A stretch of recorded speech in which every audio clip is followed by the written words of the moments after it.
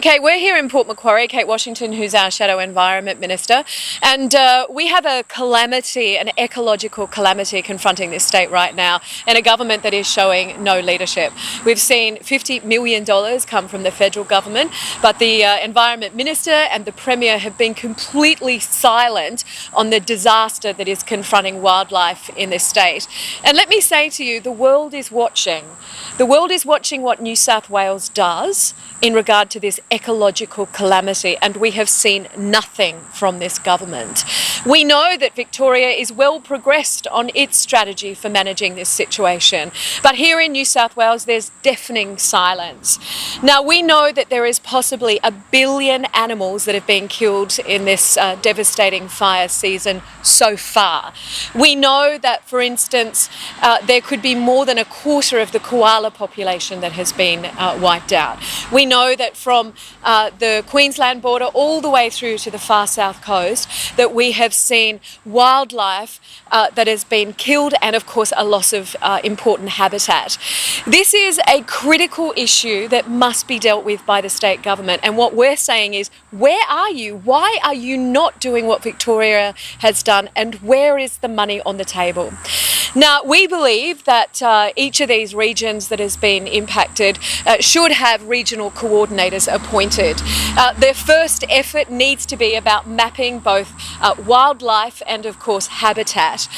It is important, and this is one of the messages that we've heard today in Port Macquarie, that each region will be different. The impact on the habitat, of course, but also the impact on wildlife. We know on the mid-north coast that there has been an enormous impact on the koala population. Now, you have to remember that fires here and on the far north coast started before November. Now, here we are in mid-January and still nothing from this government. Where is the Premier? Where is the Environment Minister? This is an ecological calamity, and we have seen nothing from them at all. Now, I'm going to hand over to Kate shortly to say more, but there is one more thing I want to talk about, and that's the lack of leadership by the Premier on a public inquiry into these fires. Now, I believe the Prime Minister has made commentary today on the possible Royal Commission and what that could entail. He has indicated, I believe, that there is an operational aspect that rests with the state.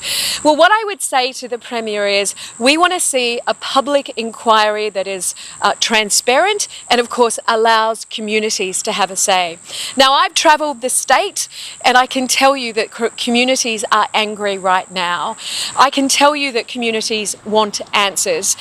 We have had 20 people killed. We have seen 5 million hectares wiped out. We've got possibly 1 billion wildlife that have gone. And of course, we've had thousands of properties that have been destroyed or damaged. That is not a success by anyone's measure.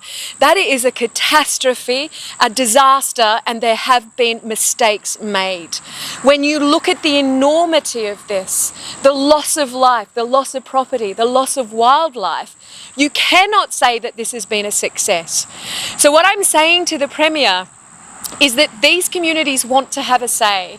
They had their stories to tell. They can tell you the decisions that were made that were right and the decisions that were made that were wrong.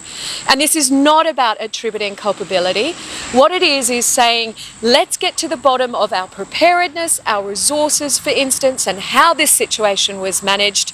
And then next time we can do this better. I'll hand over to Kate. Thanks, Jodi. It's what we've seen with the bushfires is an enormous catastrophe when it comes to habitat loss and wildlife loss. And as Jodi has said, we have seen the Victorian government understanding what that loss looks like. They have assessed the loss, they have audited that loss, and they have created a path to recovery, and they are on that path to recovery already. Whilst here in Port Macquarie, where the fires started before November, we are not on any path to recovery yet. And that is a very sad reflection on the Environment Minister and the Premier. Where is their leadership when it comes to our environment? So what groups across the state and here in Port Macquarie are asking for is an understanding of exactly what we have lost. We have lost so many koalas, we have lost so many native species in this catastrophe that we need to understand that loss so that we can help them in their recovery. And a very clear and simple message that was given to us at the Port Macquarie Koala Hospital today was that koalas deserve to live. It doesn't get any more simple than that. Currently, they are on a pathway to extinction. And nobody in Port Macquarie, nobody across the state, Australia or internationally wants to see that happen.